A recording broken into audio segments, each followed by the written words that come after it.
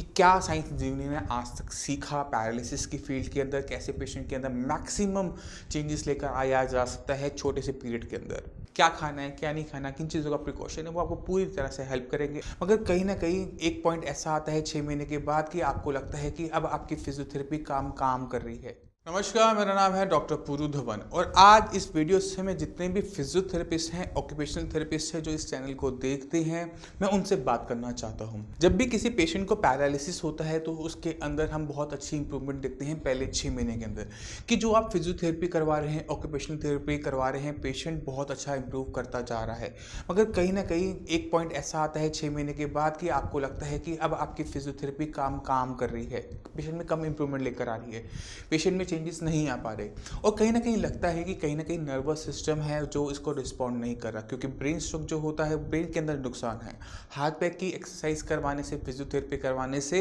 Nervous system ठीक नहीं होता। नर्वस सिस्टम की ट्रेनिंग ज़रूर हो जाती है मगर वो बेटर इंप्रूव नहीं कर पाता। और जिन पेशेंट्स को, जिन फिजियोथेरेपिस्ट को, ऑक्यूपेशनल थेरेपिस्ट को लगता है कि एक फिजियोथेरेपी के साथ साथ, ऑक्यूपेशनल थेरेपी के साथ साथ हमें ज़रूरी है नर्वस सिस्टम पे काम करना, वो अब साइंस संजीवनी से जुड़ सकते हैं। साइंस संजीवनी से जुड़ने का सबसे बड़ा फायदा यही होता है कि जो 6 महीने में इंप्रूवमेंट आ रही थी वो रुकती नहीं है, वो चलती रहती है। आपका पेशेंट पैरालिसिस का पुराना केस हो सकता है उसे 5-7 साल हो गई हो और उसमें इंप्रूवमेंट आनी बंद हो गई हो, और फिजियोथेरेपी करवाने के बाद भी आपको ये महसूस हो रहा है कि कहीं ना कहीं पेशेंट की बॉडी रिस्पॉन्ड नहीं कर रही, पेशेंट का ब्रेन रिस्पॉन्ड नहीं कर रहा, पेशेंट का नर्वस सिस्टम और आगे प्रोग्रेस नहीं कर रहा, तो साइंस संजीवनी की हेल्प से हम क्या कर सकते हैं, ब्रेन की अंदर इंप्रूवमेंट लेकर आ सकते हैं। और जो ब्रेन का हीलिंग प्रोसेस होता है हम सब जानते हैं, उसको हम न्यूरोप्लास्टिसिटी कहते हैं। तो न्यूरोप्लास्टिसिटी करने का काम साइंस इंजीनियरिंग कर देती है, और पेशेंट की उस न्यूरोप्लास्टिसिटी से जो बना नया ब्रेन है, जो नई फंक्शंस ले रहा है, उसको ट्रेन करने का काम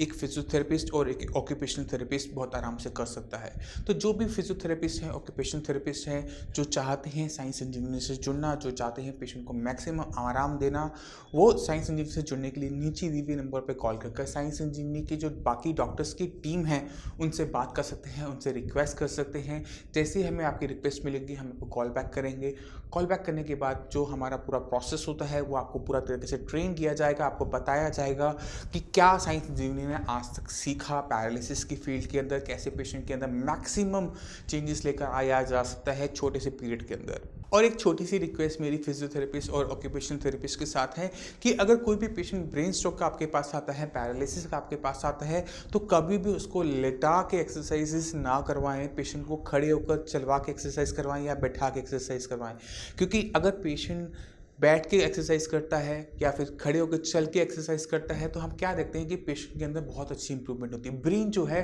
उस चलने की एक्सरसाइज को, चलने की एक्टिविटी में और बेटर होता चला जाता है और पेशेंट के अंदर और अच्छी इंप्रूवमेंट होती है। लेट के एक्सरसाइज करवाने से पेशेंट का बस यही डिसएडवांटेज होता है कि मसल्स में स्ट्रेंथ तो आती है मगर वो स्ट्रेंथ नहीं आ पाती जो पेशेंट को चलने में हेल्प करता है। तो पेशेंट अगर लेट की एक्सरसाइज कर रहा है तो वो लेट की एक्सरसाइज बहुत अच्छी करता चला जाएगा over the period of time, but वो चल नहीं पाता। तो कोशिश कीजिए कि पेशेंट को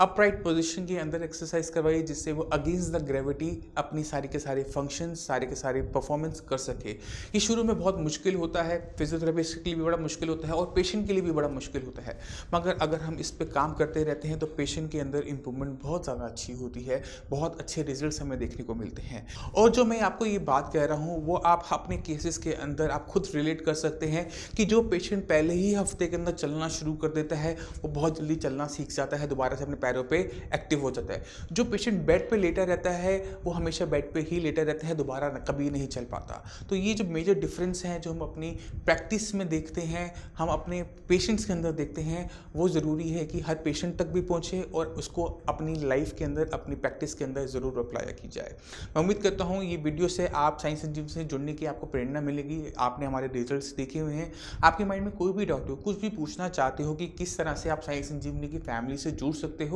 तो नीचे दिए हुए नंबर पे आप बात कर सकते हो। डॉक्टर्स ही हैं आपके जैसे ही, उनसे आप बात कर अपनी जो परेशानियां हैं, ट्रीटमेंट के बारे में कुछ पूछना चाहते हो कि कैसे काम करता है, क्यों काम करता है, कैसे पेशेंट में इंप्रूवमेंट आनी शुरू हो जाती है, क्या खाना है, क्या नहीं खाना, किन चीज़ों का प्रिकॉशन है, वो आपको पूरी तरह से हेल्प करेंगे। आपके जो पेशेंट्स हैं उनकी पूरा सपोर्ट का काम साइंस संजीवनी का रहेगा। आप इसी के साथ आप जो भी चलने की आगे चाहूँगा। मिलते हैं अगली वीडियो में, तब तक के लिए धन्यवाद।